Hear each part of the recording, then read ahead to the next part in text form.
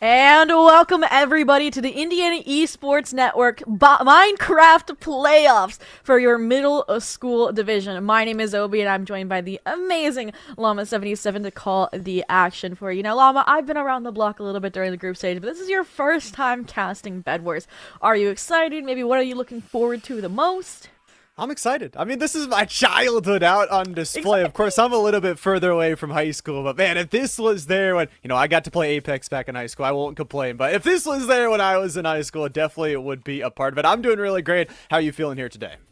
I am doing great. I mean, we get to move into a new set of rules as well that should make the scene a little bit more competitive. So we should probably touch on that a little bit to start things off. Previously, it was just survive, right? Any team that survived was going to get maximum number of points, and then it's scaled based on placement down. And now it's actually going to punish aggressive individuals. We get final kills are worth 1 point, bed destroyed are worth 5 points, and if you are the singular team to survive the entire time slot or destroy and murder everybody else, you'll get 3 points. And it's the same. Over 3 maps, if you collect the most points, then you are going to be our victor, Llama77.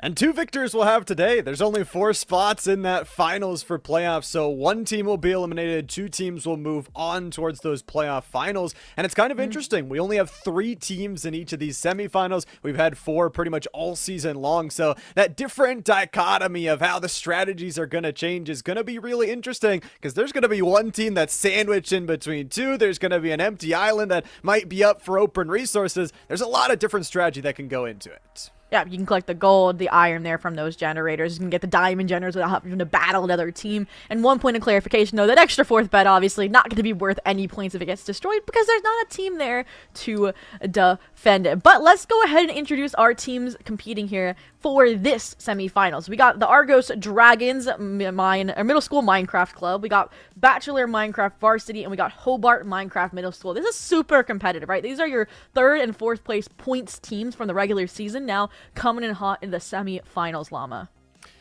3 teams trying to battle their way in. Of course, we've got the other round going on up above that is not going to be streamed here today, but still battling for their place in those grand finals. And all this is, of course, thanks to the League OS portal. If you guys want to play esports in college, now there's a way to search through hundreds of collegiate esports programs, see where they are, what games they play, and even what majors they offer. Just go to portal.leagueos.gg to search, and IEN students can also sign in to manage their own prospect profiles where all their stats automatically update match over match. There are scholarship opportunities out there for players, as well as maybe you're someone like us that wants to be a shoutcaster, social media manager, and more. So make sure to add all of that to your talents page, and verified college esports coaches are searching League OS portal now for promising prospects and reaching out to ones that they like. So get into the League OS portal, go check it out, and don't miss your chance to get discovered.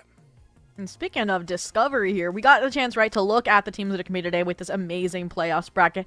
And what stands out to me most is that Argos Dragons defeated our #1 seed out of the points standings, right? Coming out of the regular season, it was the Vikings. So already coming out swinging, right, in that last matchup. And now they're up against, the 2nd and 3rd places from that round 1 or that quarterfinals match from the other side of the bracket. So that's going to be my team to keep an eye on here. But we talked about what we're expecting out of these teams. So that gives us another opportunity to shout out a few more of the behind-the-scenes individuals, or I should say support system, that make this stream and this league possible. Starting out with Zotac.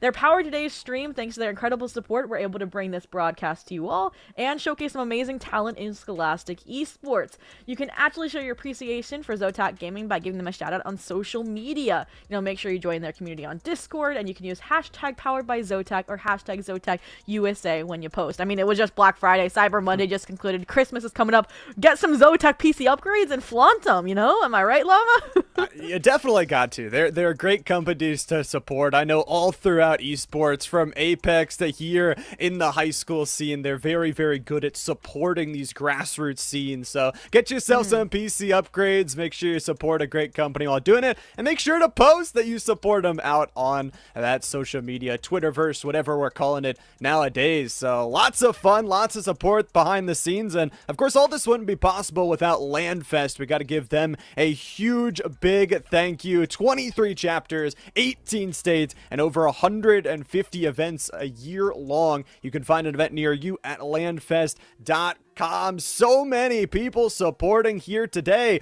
and we've got 6 teams battling it out for those just a couple spots in the playoff finals.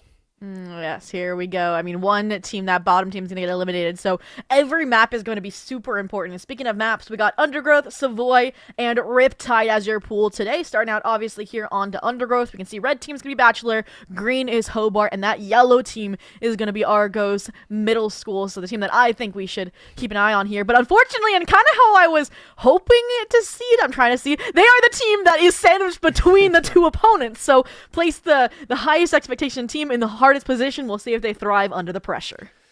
It's a tough spot to be in, but you're the number 1 seed for a reason. Have to go out and prove it. And there is a little bit of wiggle room. Like we said, you don't just have to be that number 1 team. Both number 1 and number 2 will be moving on to the finals. No advantage gained either. So it's not like you're gaining any extra points for being that number 1 seed. You just have got to find a way to earn the most points here today and move your way on through. It will be kind of interesting with this map. Zobi, it seems like to me there's a lot of high ground, low ground play that could really affect these player strategies. Yeah, for sure. You can get behind. You can maybe hide, hope for them to venture out for those kind of emerald generators. Something else is the mid-island's quite far from the main island, so maybe we'll see them fighting for those diamond generators a little bit sooner out the gate. But aside from that, you talked about it. The top points teams will move on, but if there is the event of a tie, we go to map wins, then final, beds destroyed, then wins, and final kills is the order of determining who will move on in the event of a tie. But we have to get through all 3 maps to see if that even is going to be a matter of discussion. Here we go. The first bridge to mid. Red team off to a quick start. Some speed bridging going on here from Batchelor Middle. And I'm curious to see if any of the other teams are going to meet them head on. It's going to be kind of interesting to see this early game, especially talking about for Argos. You talk about coming in as that number 1 seed, that tough positioning where they want to put their focus early. We are playing those 3v3s here today, so you are down a member. You have to think, okay, where were we putting that extra player maybe in those previous weeks? Where can we pick up that slack with all the rest of our players we have here today? Yeah, I mean, I didn't even realize that we were making that change and adjustment to the number of teammates. Did we? No, there's four.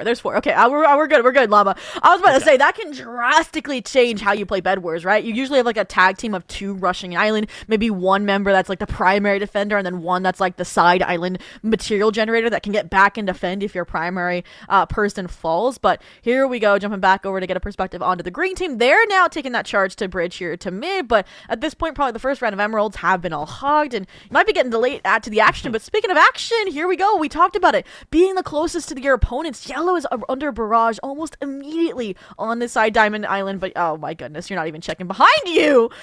Oh. Was waiting for it, was watching over, and we'll get that first takedown here. Zentrix, you talked about it, just getting very quickly, expanding out to all these close islands by them. Oh. There is the green team nearby, though, so Hobart already threatening, saying, you know what, you can put some damage onto red, but we're just going to have a little bit of a stare down.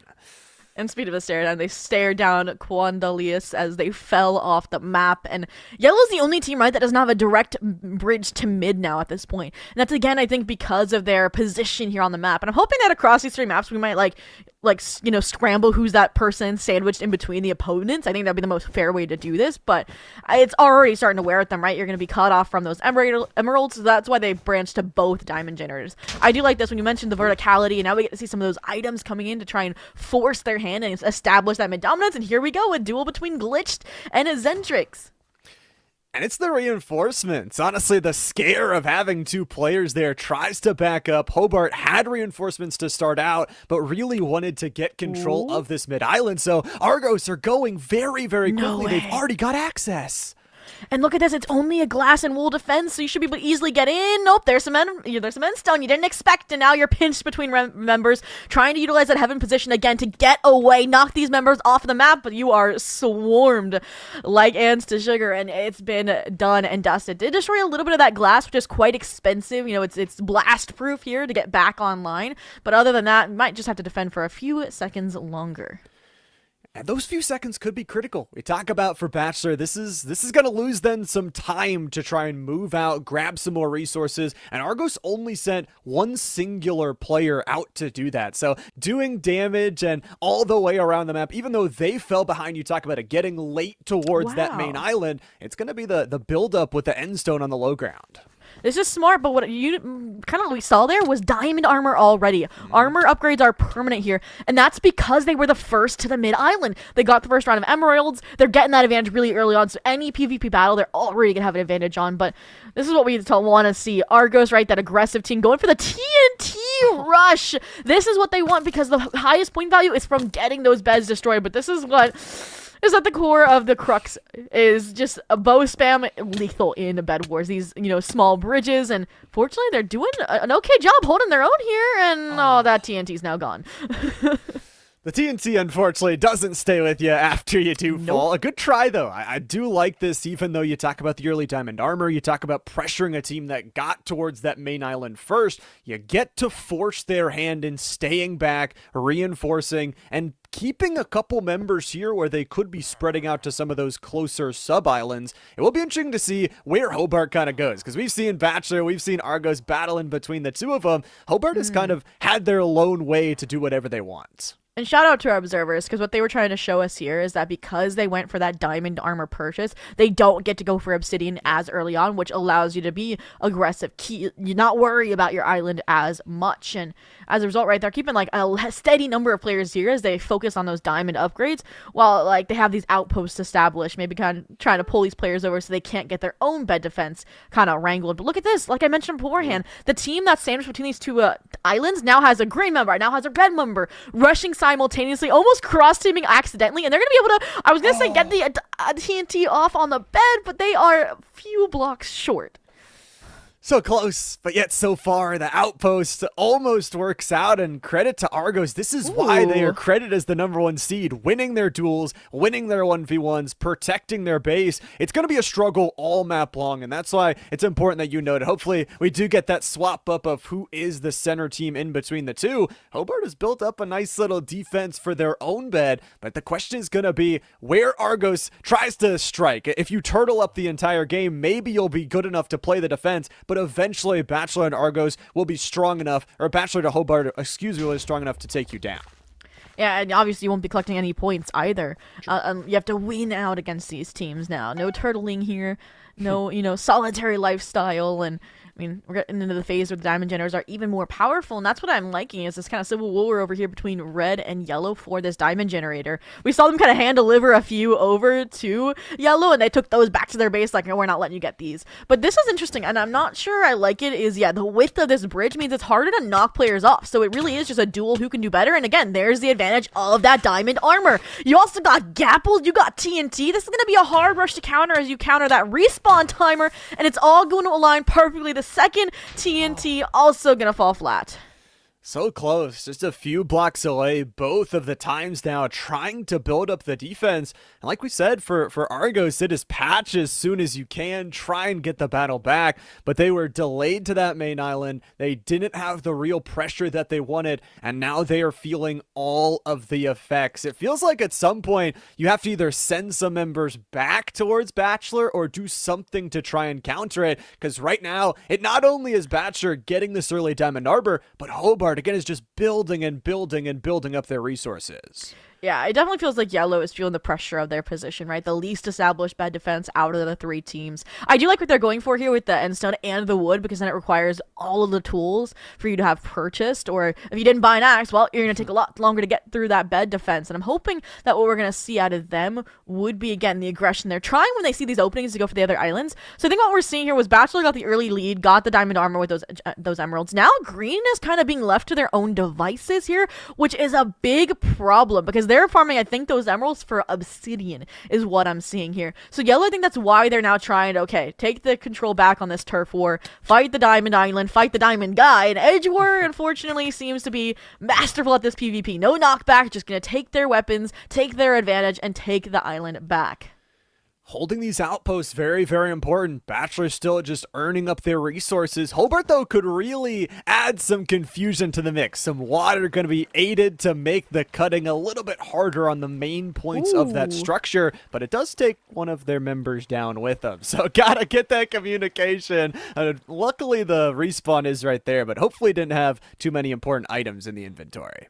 Yeah, no, water defense is even worse right now. You got to go through different block types and a slower breakage speed from that haste of mining underwater. I'm expected to see maybe a corral around it so you don't have that falling off the map but getting pushed off your own bridge. But aside from that, it is kind of a lot slower than I thought it was going to be given the points changes. I know the teams were informed of it since it didn't happen in the quarterfinals, just now for the semis and the grands. But it feels like they're instead going to try and, I would say, storm in the late stages of the game. But now, when they were worrying about the red team berating, it's 3 players. And look, green has diamond armor as well. TNT identifying the singular spot the water does not cover. The bed not necessarily exposed just yet, but it's likely only a block separating it. They're going to try and go for the engage. Luckily, Argos has got a lot of players here because they've been trying to repair, so they clean out the 2 players. No player hiding out either, so a little bit of a cake slice cut out of their defense for now. They'll be able to repair, and they don't lose the bed. But all the while, like we said, this is just more time for the other 2 teams to keep on going. It feels like Argos has been trapped here for the entirety of the duration, and another TNT dropped the explosion and the bridge cut sends a member off. Yeah. And now, I mean, you're getting assaulted from multiple angles. Yellow, you can see they bought some TNT, maybe trying to go on the offensive of their own, but I think green team set them back so monstrously. Now they have the threat from Red, a consistent, I was going to say red and mid, a consistent threat here. And I think that's why they were also maybe trying to build a little bit of a wall closer to the mid island. But this water, I mean, you're going to try and make the jump and you might as well just fall off in its own. And now they're even trying to deny them passage to their diamond islands with a bow posted up towards mid. Like, this is so difficult. And you can see the advantages coming towards, like, both teams have a singular diamond armor player. Like, I want to see, I feel like green low-key could, like, slip through and get onto the red island if they're not careful. And that's what I want to see from these 2 squads. Because, yes, you can target Argos time and time again, but there's still going to be one other team to deal with.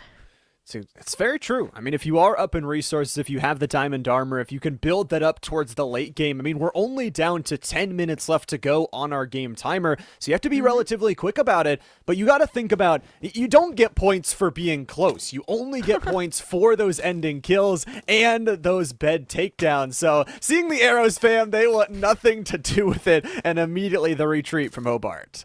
I mean, if you think about it, right? If you all 3 teams survive with your beds, yeah, then there are no final kills. There are no points to be earned for that map, and you just go on the next one, which could be what yellow team is playing for, to be honest. But again, it's so difficult when you have red, when you have green. The bow spam is definitely helping, I would say, to the best degree possible, right? They don't even have to worry about them getting close to your bed like that. And even if they get to your island, they are so damaged by the barrage of arrows that you're gonna win that PvP duel almost outright. So again, like you mentioned, we're down to just under 9 minutes left, and there still doesn't seem to be much ground covered by either squad.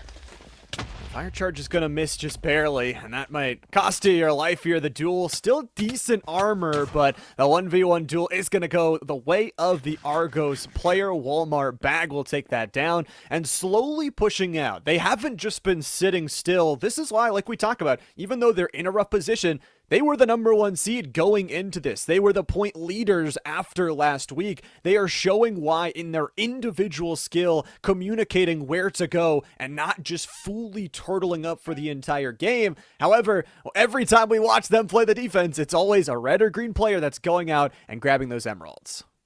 Yeah, and again, that's gonna, I want to say they've got to be close to the Obsidian at this point. Like, yes, they bit the bullet, went for the diamond armor, but emerald generators were just upgraded to level 2, so they're going to be even more consistent. And with green team inside their bed defense repairing it or upgrading it, did they get the obsidian observers? Maybe we can get a check, Skidoodle here. We'll check, I'm sure, very, very soon. That, or they're going for the approach that yellow did, right? Multiple block types makes it that much harder to break. And again, I mean, when you're getting this close to the timer, you're like, okay, we cannot let a rogue mistake in the last few minutes, like you mentioned, Llama, make a difference.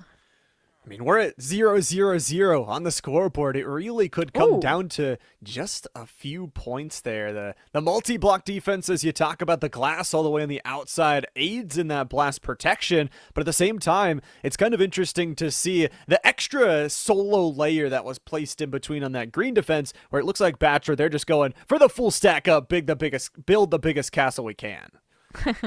For sure. And there was a bloody battle again between yellow and red, so they're kind of just like stalemating each other, preventing each other's growth. Kind of what happens when you're gridlocked in a war. And you talked about how they were building a tower. Well, they're building a fortress, a wall surrounding the moat of water over encapsulating their bed. The only danger point here is if you can get in and turtle yourself in, it's going to be that much harder for you to break back through to get them out of your bed defense. But I mean, at this point, it feels like yellow has just decided, okay, guys, we're not going for any points this map. We're going to deny every other team points if possible. But that also hinges on green and red, right? Not getting each other's beds, which again is what I said I would suggest focusing on.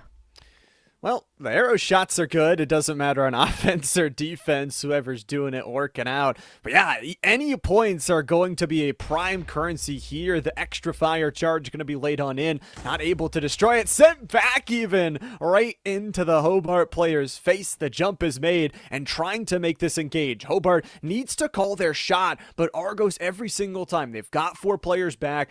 Every single time, it doesn't matter if you've got better armor, they have the player advantage over everybody.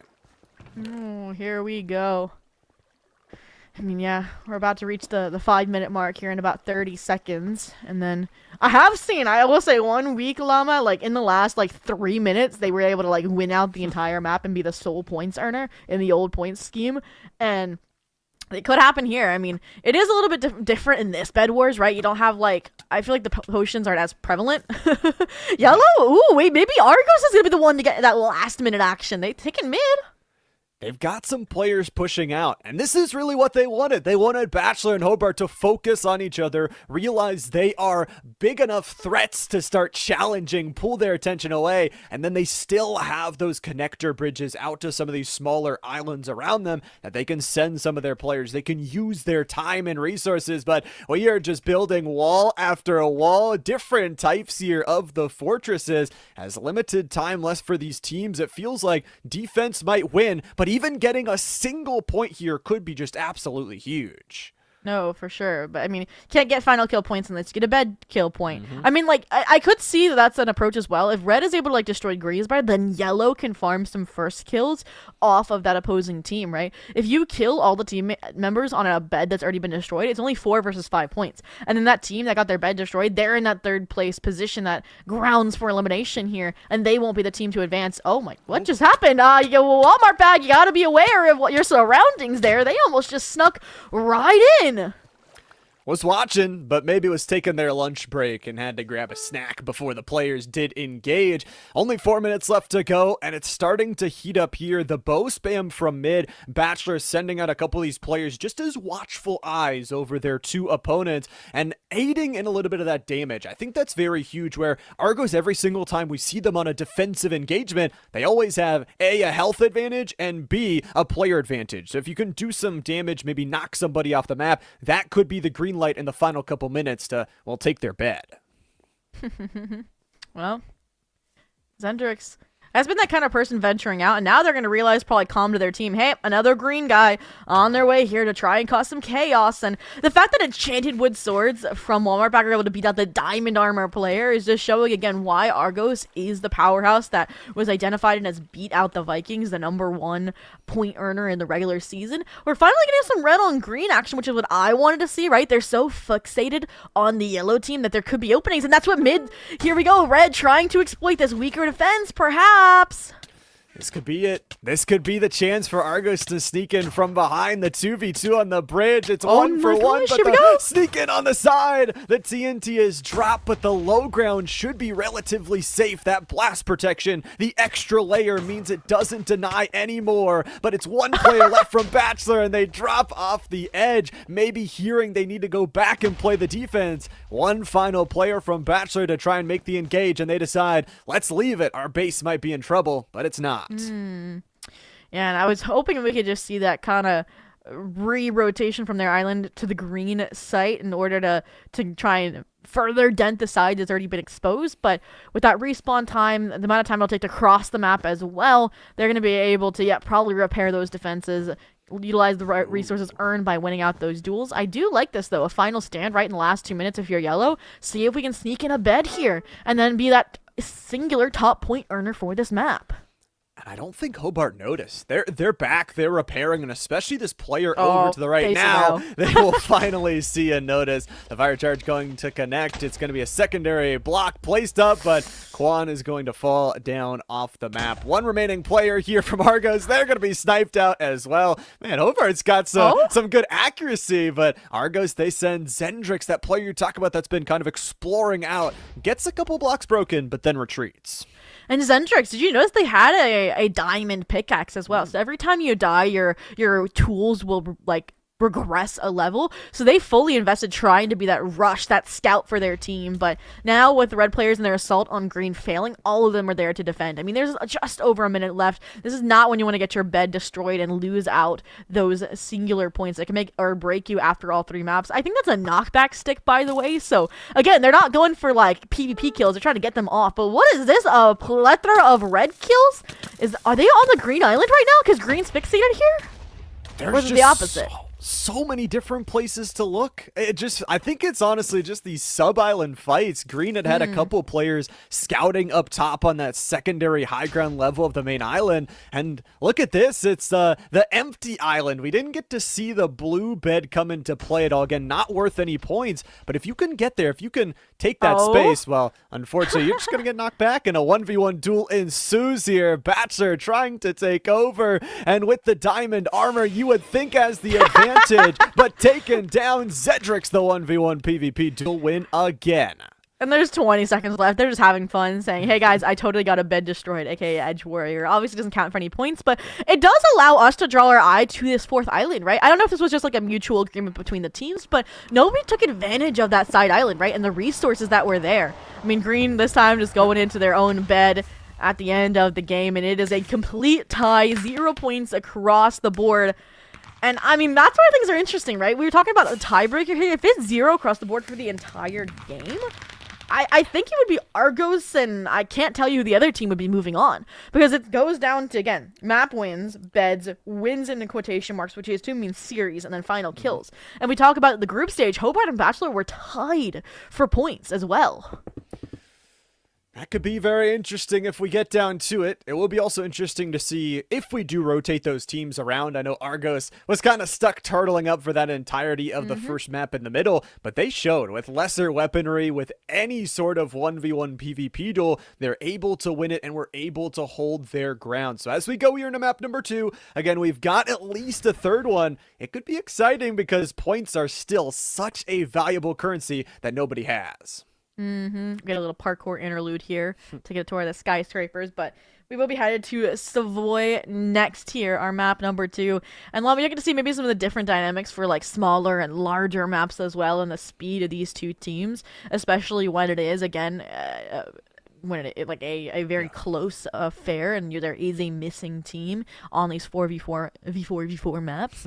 But again, I completely agree with you. I think Argos, if they are one of those side teams that isn't pinched, they're going to be a lot more proactive, go for a lot more action in those bed breaks, because even when they were sending singular players out, right, I feel like they were some of the closest teams to getting those beds. And they were investing, it felt like, at the correct moments, too. You talk about towards the end there, investing in the diamond pickaxe, trying to utilize their life that they know they can win in the 1v1, and then try and move on to use that to break open some of those beds. We will go here into map number 2. Like we said, still tied up. This one also, this map looks to me like it has a lot of, aerial vision blockages that could allow those sneak plays to happen. No, for sure. We get a chance to get a look at it here as well, the towers and everything. Last map's a little pirate themed, which I always joked about because we did have a pirates team, I think, in the high school division. But aside from that, we'll see. It looks like it's going to be the same colors. So I am quite concerned that Argos might be that middle team just every single map here. We'll have to see. It might just be the way things go. I mean, at this point, you're the number one seed. You have to kind of prove, even in the toughest of scenarios, that you can win, and you have proven that you can win in the past. So we'll just have to see how the teams can get it done. 0-0-0 tied up for all three. I think the biggest goal for them this time around, though, is get to that main island. They cannot be blocked off from the Emeralds. They need to get themselves some resources. Yeah, it feels so much further though away as well. Like, yes, those bridges extend, but the meat of those generators, and also I think a difference here on Savoy especially is just the diamond or sorry, the emerald generators are like a lot higher up. You can see them on those heaven platforms as well. So you not only have to get to the island, but then you got to go up as well. And we're getting ready to jump into the game here. I believe the teams will be reloading in. But I completely agree with you. I think Argos, right, they are going to start realizing, okay, we're pinched between. We're going to adjust with each map and make some changes. And I completely agree with you. They can get ahead of red and green. Then they might be able to charge beds before those kind of diamond armor comes online, before those beds get fully developed. And I think that was the big difference last match, was that red and green got control over mid really early on. The first wave went to red, the second wave went to green, and as a result, they had diamond armor. Nobody had obsidian just yet, likely because of that diamond armor investment, but I'm curious to see if this time instead they will go for those obsidian investments. It's a huge defensive tool to help protect yourself. I also think it'll be interesting to see if we keep Argos in the middle for all three of these maps. If Batchelor and Hobart start to realize, okay, maybe we do have more resources. If we could take out either red or green with maybe the help of Argos by our side, then all of a sudden we could be way more powerful than Argos, and we could take all of the points. We could guarantee ourselves first, and I think it'll be really interesting to see if Argos could maybe not necessarily team up with one of the other teams, but aid in the destruction of one of those beds. And that's not true. If you have a flawless game here, right, then you don't even have to worry about map 3, right? You're guaranteed first or second place at a pure minimum, right? The worst a team would be able to do would be tie with you, and even that would be hard to achieve. And that's what's interesting here. Wait, I see 3 points on the board for each squad. We're going to confirm that that's correct. I'm not too sure, but either way, it's 3 on across the board versus 0. It doesn't change much. Yeah, I thought it was only you get 3 points for that solo first, but it doesn't really matter. Like we said, we're all still tied up no matter what, and still for these teams to earn some points have to destroy those beds, final kills, and I believe solo wins, but it could just be wins in general, which could make it even more interesting, because if only 2 teams survive, you get those 3 points, which could be a lot when we are running out of maps left to play. And here we go. Some action. Red again, the first to mid, and that's a major challenge point here. And they sent multiple players as well, so that there isn't really much of a challenge to come from yellow or from green. Yeah, green is finally going to come, but again, you can see these higher level points coming in charge, right? The generators are up there. You can get a higher level eyes view and be like, okay, take out the green player, maybe even get to the green island before blocks are truly placed around this bed, right? There's a gapple in play. Yeah, yes, you have some endstone placed, but like only a singular piece perhaps, maybe even a wool block, but there it is. The suicide pact off of the bridge in order for both players to just reset and no beds to be broken. Some early destruction, though, of the defense will be pretty good. Put the pressure on, delay the time just a little bit, and we're seeing for the Argos players the jump out to these side islands early. Not as worried about the Emeralds, but wanting to get control of those diamond generators. He also talked a little bit about vision. In that last game, the high ground was really used well by Hobart. You'll wonder if on this map, with even more of that high ground play, if they could send some of their archers up there, gather some information, because they seemed like they were the best communicating team. Wait a minute. The green pen. Wait. Yeah, green is Hobart. Edge Warriors are going to be on the... Edge Warrior puts Batchelor on the board here. And again, I don't see any blocks. Like, the Green's realizing, oh no, now we are in the danger zone. Now we have to get beds before we're all gone. We have to deny, hopefully, final points kills as well. I think already they've gotten they've gotten 1 singular. So right now, it's 6 points to Batchelor, right? They got the final kill and they got the bed. And that's why Green, in their last dying breath, are going all in for this red island. But unbeknownst to them, it's going to be a 2v3, and they are just handing all of these points over to Batchelor middle. And what a play to start it out. We said it for both teams, targeting yellow so much in the early game in that first map, making the run at them, trying to see yellow is going to go back behind, sneak away some of the resources and try and battle for the spawn area. It's just a 1v1 that they're left in, and the gold armor does good enough. So a good enough job here in Argos. They have a chance to maybe take green as well. No, okay, you don't understand how important that singular final kill is. Yeah. Because it puts Argos 1 point ahead of Hobart, right? And that could be everything in the final map 3, right? Like we said, it's the top 2 teams that are going to move on to the grand finals. And, I mean, here we are. I mean, now it's suddenly a 1v1, right? All of the green teams are off, so that advantage, or I should say disadvantage, that yellow team found themselves in being sandwiched between 2 teams is unexistent. They are unshackled, and Zendrix is showing what that means, a full-on rush to the island. Only 2 players are home. Zendrix so quickly bashed off, all those resources gone, sends a fireball of shame, and it's going to be a full-on reset here. Everybody's going to calm down for just a second before the storm is going to hit in the final set, the 1v1 of these 2 teams. Batchelor, you see the point jump up to 11. Absolutely huge from gathering some of those early kills, grabbing that early bed, and now Argos has an important job. We talk about that stalemate in map number 1. This map number 2, Argos needs to pick up some extra points. Batchelor middle, like we said, could secure a spot in playoffs if they take this bed. And I'm gonna step in here. I believe it's Hobart has 0 points, Argos has 1, and Batchelor should have 8. Yeah.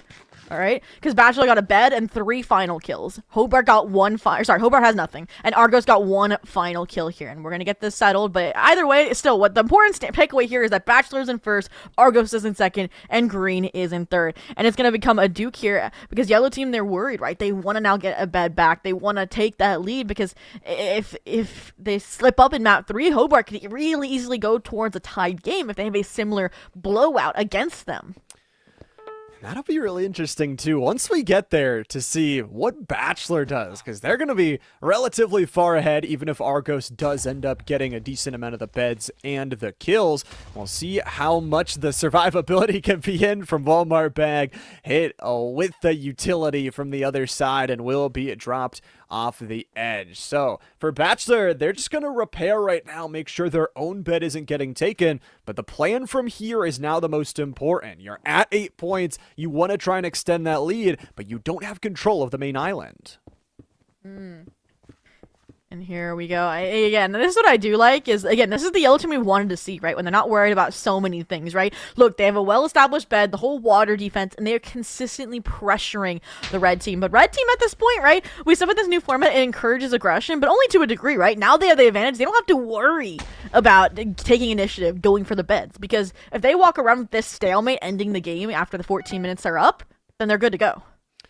They can just kind of turtle. They don't have to be the ones to make the mistake. It's all now on Argos to be able to step up, to be able to move themselves towards a victorious position. And they do have some good space all across the map. We talked about grabbing some of those emeralds from the generators in mid. They've got the water already over their bed. And they've got these players that we've said can win 1v1 duels before. We're going to see one of the Argos players just reset back to the spawn.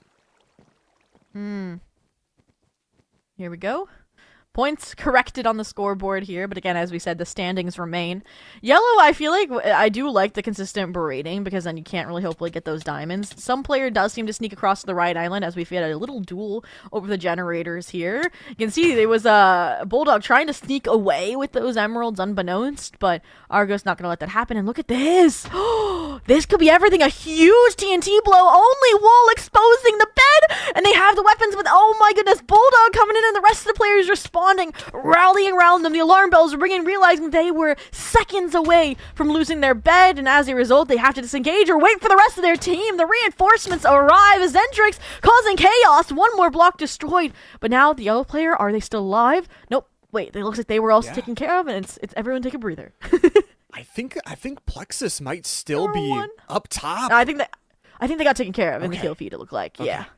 Still crazy though. Well, I mean, you talk about it, literally one block away from getting that bet down. Batchelor, a good response, and I gotta say, especially as that one player kind of runs up the stairs, making sure not all four players follow, waiting for the second wave of the Argos charge to go on in. And now Argos probably needs some time to reset after that duel. For sure. And this is interesting as well, right? Is because of that single kill out of the green team that Yellow was able to get, if Yellow in the event, they get the bet and get the final kills, they will be leading Batchelor by 1 point as well. So I think that's why they're going for this tooth and nail. They got a little watchtower going. The bed defense has been repaired. But all of this, right, there's no more glass. So it's going to be TNT-able. Like, I'm not sure. I don't think wood is vulnerable to fireballs, but I mean, Plexus surely is. And apparently to fire, they are just getting cooked here like the Thanksgiving turkey from a few days ago. And look at this, finally diamond arm on the board for Zendrix. But your PvP skill, I was gonna say parkour skills may need some work. They're gonna fall now. You got to go for the retreat. No double team action here on the Red Island. And they'll keep this defense going. They're going to finally build up that glass on the outside, give themselves a little bit more blast protection. And importantly as well, Hobart didn't build out to some of those close by islands. So that main island bridge was their main source of travel. Now that they've got points, they can destroy it. There's only one real entrance in towards their home base. Hobart is going to have to build in towards them, which can be so hard if you're getting pestered the entire time. Argos may be looking for a little bit of a flank play. Gotta keep your wits about you if you are Batchelor. I can't tell who that is, but someone has eyes pointing out. Both shots are ringing towards that side. I mean, we saw this like towards the end of the last map, right? They were consistently aware of these side attempts from Yellow, and I do like it. It shows the complication in some of their execs to try and get these under wraps. But now here comes the distraction, just probably to get the bridge built, right? Not even necessarily to get a true bed break attempt in, right? They're just trying to keep Bulldog and friends distracted so the Yellow Island can be built without worrying about fireballs. Blue Island, I talked about those resources are up for grabs, right? And I think that's what Plexus is going for here now as well. But this right here, Walmart back showing what the point of that mid distraction was. The bed now only a few blocks away. It's going to try and back up, realizing that under fire from the arrows, doesn't want to try and fall off, waste the equipment in the inventory. And you know what? Argos said, we'll build a little bit of the bridge, but Batchelor wants to build an even taller bridge, a watchtower from the high ground. It can be dangerous if Argos has some longer range utility to pester at them, but if not, you've got a really good angle to watch everything of where they're going, what they're doing, but it's a long range fire charge that sends the player to the ground.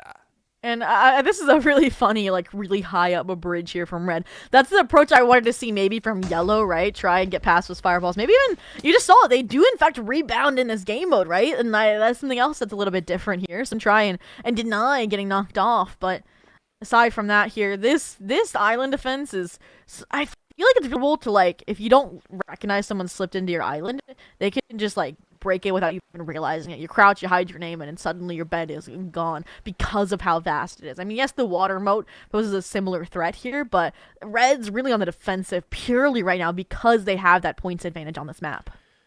And they know that they've got that big point advantage, and they know there's going to be that third map where they could just try and force that stalemate. Argos is going to be most likely trapped in between them again. Hobart is going to have to make a choice if they want to go at them, and especially talking about Hobart in the next game, if they try and go at these other two teams, they're going to be at the mercy of each other once again. So even if this one ends where it is, Argos, that singular point, you talked about how huge it was a long time ago. I think it's going to be even bigger, especially with how defensive Batchelor's playing.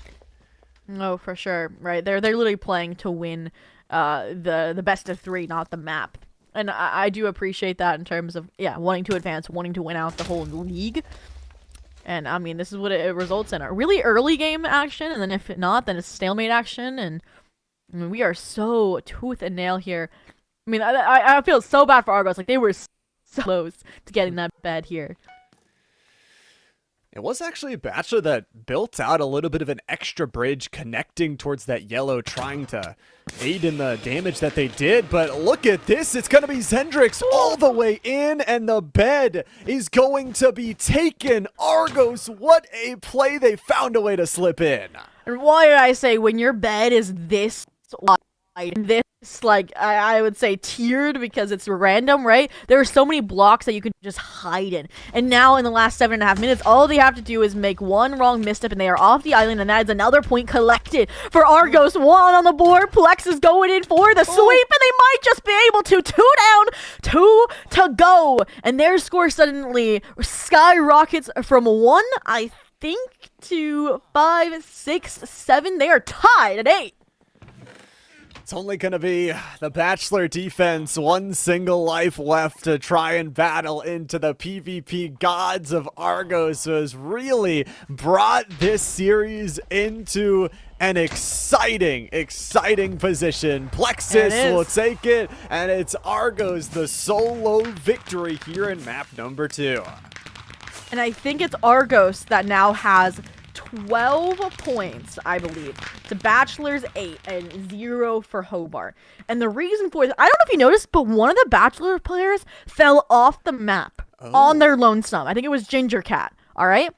So they didn't get, like, the team didn't kill them. I wonder if that's a pure strategy, deny those final kill points, or I wonder if it just, like, gets awarded to Argos, right? Because I don't think anybody knocked them off. I'm pretty sure they just, we'll have to get, like, a little VOD check to confirm that or not. Either way, it's 9 to 10 points there. Depends on how that fourth one is kind of conceded, you know, because I'm pretty sure that that's, like, a gray area. I think so as well. I mean, it's not technically a kill, right? Because they kind of did it on their lonesome, but like, there's only like, if you one knock team them left, off, that right? makes sense. Like, but it would say that in the kill feed. It just says they fell off, you know? I don't know. We'll have to get a double check on that. It does mean that at the end of this map, Argos is going to be leading no matter what. Batchelor close behind. They made that early move. They got the bed taken down, and now there's only one map left to go. Again, only the top 2 teams are moving on to those playoff finals. For sure. And we're trying to get the points figured out here. Oh wait, sorry, yes. And then it's either 12 or 13 for Argos. Yes. So it's they're just gonna play.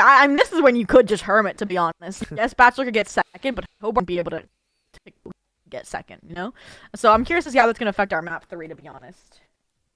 I feel like it's either gonna go one of 2 ways. Either we're going to have like a real nice calm game, everybody turtles up, Hobart tries what they can, but both other teams are playing defense, or it's like an all-out war, and Batchelor want to do exactly what they did in the last game. If they can take Hobart out, if they take their bed here in this map number 3, it's almost guaranteed that it's over. No, for sure. I'm so curious how that's gonna affect things, and we just gotta bid our time and wait. Hobart, I think, has to go a super offensive, right? We've seen Red Team consistently that first to the middle island. I think that's gonna continue, so Hobart has their work cut out for them. Argos, I think, being in that middle position, right, sandwiched between these 2 teams, their best bet, and I hate to say it, is honestly to turtle here, right? Because they are gonna be consistently under barrage from those side 2 teams. I think Red and Green do have to focus on each other yet again, right? That's what gave Batchelor this kind of comfortability coming into map 3, and Hobart could easily find the same success if they take that proactive approach. I think so. I think it's going to be tough because Batchelor isn't really going to be the ones that want to fight, and obviously it's a disadvantage to be in the middle of the 2 teams because you're kind of getting pressured, but in terms of information economy, like, Argos is like, this is great. We have no sneak arounds that are a possibility. We can see both of these other 2 teams and exactly what they're doing. We're in the point lead. We're not the ones that have to go out, step out, and make those risky plays. So the turtling actually helps them out even better because they're now in that mid position. For sure. Here we go. You get to see it. This is the final map. What do you think, Llama? Like I said, I think this is like the closest proximity map in regards to islands, in regards to middle. And I think that speeds things up a little bit, especially when, like we mentioned, these teams don't want to take fights against each other if possible. I think Wait. It's very beautiful, is my thoughts. Oh my goodness, did you notice? Red is the middle team. Oh. Right? I'm trying to make sure I'm correct. Blue is next to yellow on this map. It's different. Yeah.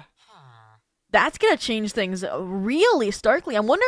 I feel like Hobart. I don't want to say this like this. This kind of puts them at a disadvantage, but I feel like you're either going up against like the top seeded team, right? If you're trying to go for the across approach, like I mentioned, or I mean, you're going for the team that's gonna be trying to deny you points by all means because they want that second place position at a minimum.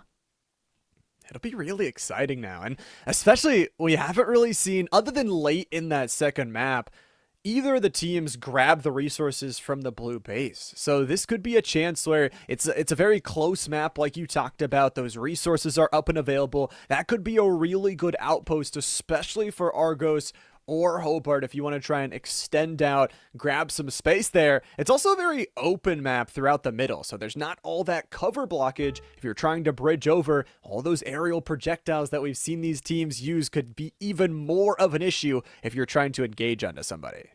Oh, for sure. And getting the count in here, 3, 2, 1, let the games begin. One mistake and you might not find yourself in those grand finals for the middle school fall season. And Yellow, I mean, they're partying. They know, like, we're in first right now. As long as we hold our own, we're going to grand finals. I mean, they're waiting on their team. Probably the defenders will be the ones to repair the bed, maybe getting some blocks going to bridge. They literally can sit pretty and, dance away into the grand finals. And that's what's so standing out about this team. They kind of brought things back. You talk about through the regular season, jumped the Vikings in terms of total points. And it's honestly their PvP skills, just so impressive. Even you go back to the final fight in that last map, a 2v1 by one of the players, forcing that third player to jump off, and then just cleaning things up. Every time, even when they're down equipment, down a player, just seems like they can get the job done. And that's even more dangerous with these very floaty ships, the close-knit bridges. It could come down to those 1v1 PvP duels. And look at this, Green. I think they're not going for mid at all here. Red's is going to get single Dominion over it for now. Green, I think, kind of going for that approach of trying to... I think they're going to the deserted island. I mean, yes, you go for that diamond generator. You don't want to direct bridge from the red side one, right? Because that's exactly how you lose. But if they continue to blue as well, that would be extra resources here. Red, right? I think they're just playing things normally, which I do appreciate, right? Don't look at the standings overall. Focus on the singular map. Do what you normally do here. Versus Green... I'm going to say it. I feel like they're off to a slower start, which is not what they need to turn this around. They need the quickest start possible. They need all the resources they can work with. And I think the big thing, you talk about kind of taking it one map at a time. For Batchelor, they realize anything could happen. We don't know how Argos is going to play. We don't know if they're going to play a little bit more defensive. If we just go for the throat, if we take out Hobart now with this very weakened base structure, it could be all but over very, very quickly. You get those 3 points, Hobart would need to do massive damage with their final lives without a bed. Yeah, no, I mean, it's so funny, right? If you full sweep Green, you all could just jump off the map, and then you're the 2 teams to move on to the grand finals, right? If Hobart doesn't get any points here, right? Like, they cannot sit passively to any degree. Like, if it's like Yellow could just play spoiler here, right? If they take down Batchelor, like, there's so many, like, there's such weight on Hobart, and Batchelor and Argos just get to do whatever they want. And that's the reality of why map 1 was so important. The fact that it was a stalemate accord makes it dire when you get to these last few maps. I mean, you talked about Hobart, their bed defense was weak. Now they've gotten the rest of the end stone patched up and ready to go. Going to be expanding probably Fort Worth as well. And I think that's why they didn't bridge to mid, right? They're trying to remedy that error that happened in the last map, which was Red having direct access to their island because they're usually that first mid team. Caught them off guard. And speaking of caught off guard, Yellow has also bridged to mid here, getting eyes for the first time on Red. Zendrex, they were the player that broke the mid last time, and this time I don't see any eyes on singular defender. It's gonna be a bridge battle. Oh, what is this? No bridge allowed. We're not having it. Both players destroy their side and go on their merry way. I think Argos, this is a net win for them. They get control of mid. They get nice emerald generators for themselves. And you know what? Batchelor, they get forced into that more turtle up nature. But in the corner of our screen, Hobart starting to extend out to some of those side islands. And, I mean, Red's already built that bridge, right? That ship has almost sailed.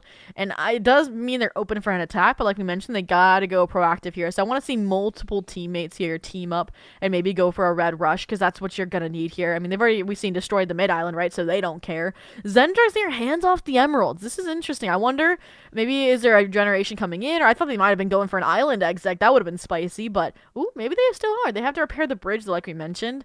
And I think that's what they're gonna do. We'll see if the long range is there for the Batchelor fireballs. Crew. Yeah. Fire everything nice, and in between it's going to be a look at the items and then a quick back up from the Argos player. So just back to those emerald generators, a nice safe spot to be. Grab some resources, and again, you don't need to be the team that pushes forward, but instead it's going to be Batchelor that recreate their bridge connector. I am not gonna lie, I don't like this. 3 players leaving the red island when you have a connected bridge from green. They have an emerald? Wait, or sorry, they have an ender pearl? They saved up enough emeralds for that. This could mean everything. You distract the players with your mid bridge and then you teleport in. Oh, they're going for the secured victory instead. They're making a truce here. Last thing Greens can expect is this play. The ender pearl is in. Double ender pearls. 1 misses, so it's all on the singular TNT rushed player. And this bed defense is decimated. Not the bed exposed on 2 sides, but the red players fall. You got to be quick to act. I mean, there's not gonna have any more ender pearls. That's the saving grace here, but that was insane. That was wild. I mean, out of nowhere, the sweeping attack, the ender pearls flying their way on in, but all the while, Red wasn't watching at home. Batchelor's bed is gone in a smoke of cloud. Wow. And I mean, so is their team. 1 player here left standing. And that's what I said when they were crossing that bridge. I'm like, 3 players leaving the island? I don't know about that one, Chief. Glitched here. This is what they need, though. They need points on the board. You cannot fall here, Glitch. Please, you need that final kill point. And there it is. Now, you mean Yellow just going to come in for the cleanup here, but you've been denied that final kill, Zendrix, already. So Hobart going to be on the board as well. And now, this is where the game gets spicy, right? Green, I mean, Hobart, you gotta go up against Argos. I think you need a few more points, if I'm not mistaken, obviously, to qualify here. I think the win would do it for sure. I don't know how far they are behind. I think they got at least 2 of those full eliminations on the final player. For Argos, it's their chance now to control their own destiny. They are guaranteed a spot in the playoffs finals. The question is going to be Hobart. They are coming out swinging. Elimination after elimination is going their way. Oh, and I mean, might as well take the trophy. That's the blue bed. I mean, that does act as a beacon in the sky. Like, hey, there's a green player away from their island on the blue island, and come get our bed. But again, the issue here is that if you are the yellow team, you got to go all the way through the red base, or you got to build your own mid match, right? And I mean, yeah, it's a great time for a reminder here as well. Our grand finals are going to be, I believe, next week as well. So that's something to keep an eye out for. But aside from that, this is what I mentioned, right? Green, I like this defensively, right? If you don't have a single bridge directly connected to your island, yes, it takes more time to get to yellow, but you aren't at a weak point for an attack. The possibility, though, for those attacks and where they come through, it does feel like Argos might just play a little bit more laid back. They were just able to step their way into this turtle mode. They were able to win that last game, and they are in the point advantage, but Hobart is not going to give up. They need some of these points to secure. They are at 9, so not 100% sure if they are in, but Argos is going to play the best defense they can, trying to secure that #1 seed. I mean, if the 9 is correct, then they've qualified. This game's over. This is just for fun, right? Batchelor dead out, cannot get any more. 9 points, though, means that they had to get the full team wipe on to red, and they had to get the bed, which we're assuming is what has happened here at Hobart. They had a rough map too, right? Getting the first team eliminated, but like I said, then it all came down to this last map. Ooh, and I'm sorry, I don't think you're getting to the Argos bed, right? Obsidian in the works, right? Like, at this point, like I said, maybe make it true. Someone give up your bed. Because you're both going to the grand finals.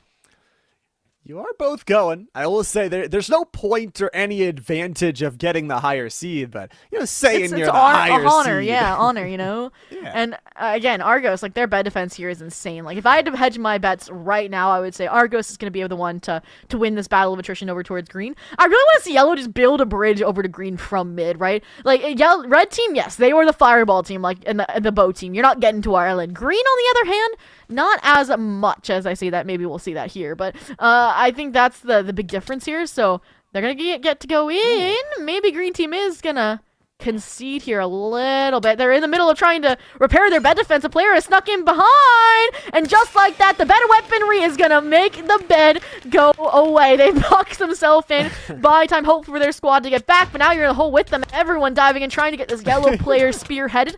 A player's Zendrix gets the 3-piece, and they're still alive, and they have gapples. They're gonna be able to track down this third green player. Yes, you're on your way to the blue island, but you got a scout mid that's gonna meet you there. There's just one player left. Zendrix just picked up the 3-piece chicken meal on his way out as a victory reward. And for Fanboy, just the TNT laid at the feet, having fun here to end things out. Can't destroy the base structure by just searching down for this final player. Argos, the point leaders going into this week and building up to the skyline, trying to escape the inevitable. Zendrix will not win their 1v1 duel as they drop back to the low ground. But Argos is just having fun, making sure they can secure this victory.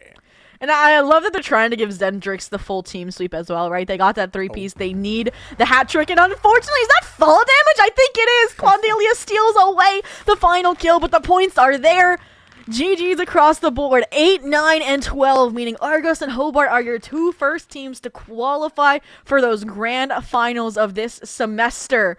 What a close game. I mean, 1 final kill makes a difference. And that was, I think, Argos that played spoiler as well. Wasn't it Zendrix that got the final kill onto that last Hobart member in match number 2? That changed everything. If not, it would have been a tie game. They each would have had 1 bed broken, and it would have gone probably to... actually, it could have gone all the way to final kills. Like, it literally could have come down to that, and then Hobart still would have qualified, having 4 over the 3. I gotta say though, that crazy play to just go for it right at the end. They're like, okay, we gotta go for the throat. We're not a defensive-minded team. We're gonna go for it. One of the Ender Pearls misses, and as soon as that happens, that's when the bet is taken. Like, the timing is just insane, and for Hobart to have the know-how to say, we can have just a few players back to defend, we'll send a couple to go take, and we get the job done. And that was all aided by, they looked at Argos, they stared them down in the eyes, and then went the other way. And that's, again, they're like, hey, we're sitting pretty. We already have our top points here. It's going to be really hard to get as perfect as a game as we had. And aside from that as well, just... I noticed it. I'm like, leaving 1 defender, 3 storming green versus green did it with less. Like, that is the difference you have to have here in order to balance attack and defense in terms of if you are going to lose here. And while that does mean the journey here for one of our squads is drawn short for Batchelor and Minecraft Varsity, I mean, they did really well, right? Like, they were tied with Hobart 4th in points coming into the playoffs. They made it all the way here to the semifinals, and while their journey ends at this point, they should be proud.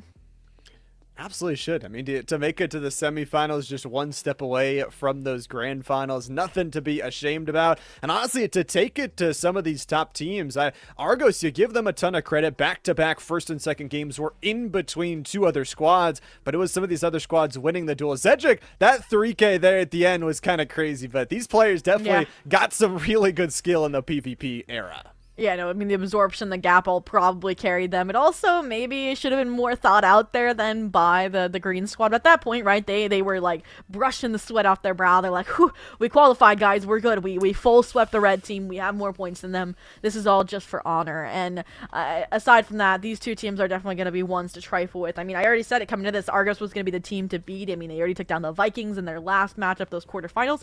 And I cannot wait for a rematch, hopefully, between the Vikings and Team Argos. We'll have to see how the other semi-finals went, and I know we're trying to get that little playoff bracket updated for you guys, but Llama, that gives us time to shout out our sponsors one last time: Zotac, Landfest, and of course League OS, where we track all these points, all these standings. And in addition to just being a tournament organization platform, it's a space where you can find scholarships, you can find tournaments to compete in. It truly is a well-rounded universe, a portal to another universe.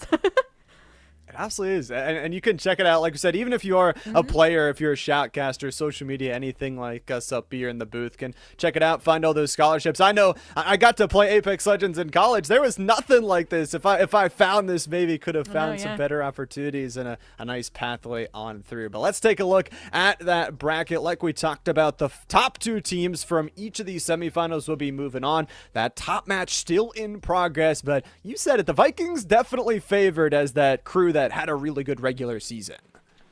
And I'm not sure about those points there. I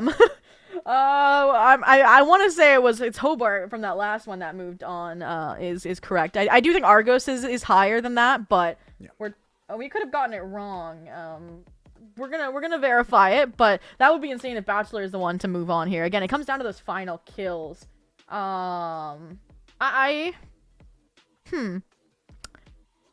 Like I said, I was tapped out. Did Hobart get any additional final kills onto the red team?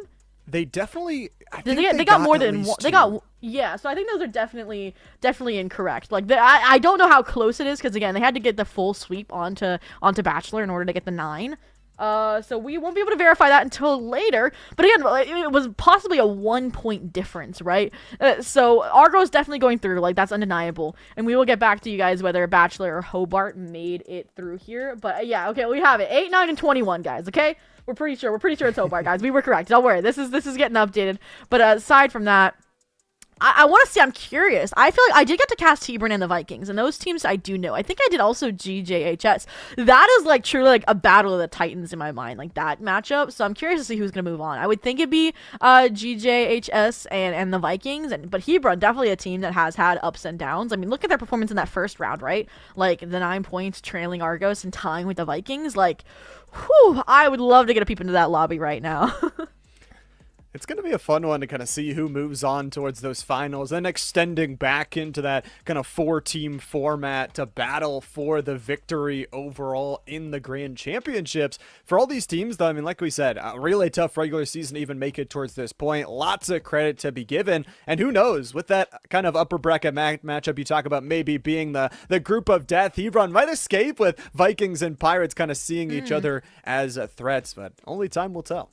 Oh, well, we do have it confirmed here. Argos and Hobart are your first 2 teams in that grand finals, which will be 4 teams battling it out for the final title. So make sure you guys are gonna check in. I believe this is a great time to take a look at that graphic about the date and the grand finals coming up. But aside from that, I hope you guys will check it out. I think I'll be there to call the action. I don't know who will be joining me, but there we go. We'll see it December 10th, right? And it's been an insane journey throughout the entire semester to get here to these top 4 teams, and they deserve all the love that they're going to get on broadcast, Llama. Absolutely do. I mean, especially in an esports title that, you know, might not have the biggest pro scene, you could say, just getting some amazing love here for IEN. And man, look at those trophies. Wood absolutely beautiful. You know, for sure. So, I mean, not only do you get, you know, the kudos, but you get a physical reminder of your success housed in your school. I know when I was in, like, you know, middle school and high school, like, if I saw a trophy in the hallway that I helped earn as I walked by to class, I would have a little smile on my face and be happy for the rest of the day. So they can take that away knowing that they were state champions, right? Since this is Indiana wide.